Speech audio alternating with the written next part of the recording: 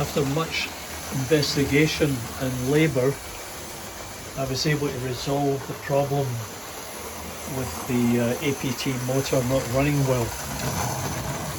As it happens, it wasn't specifically the motor, it was the alignment of the cogs with the cog on the wheel.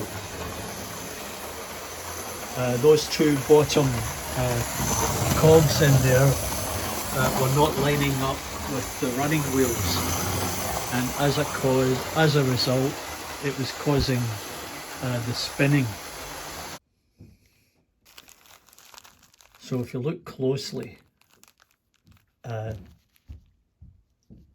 small cog must be lined up with the cog on the running wheel,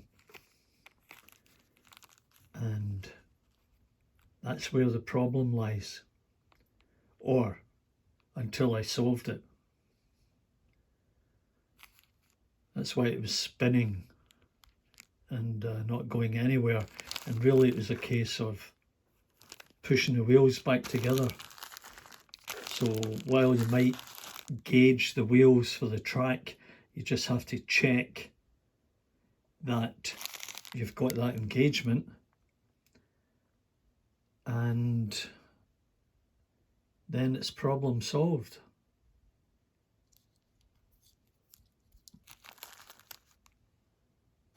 So that's something to look to, because I didn't realise that's what was happening, and now that I've got this one working, the other one should be a breeze.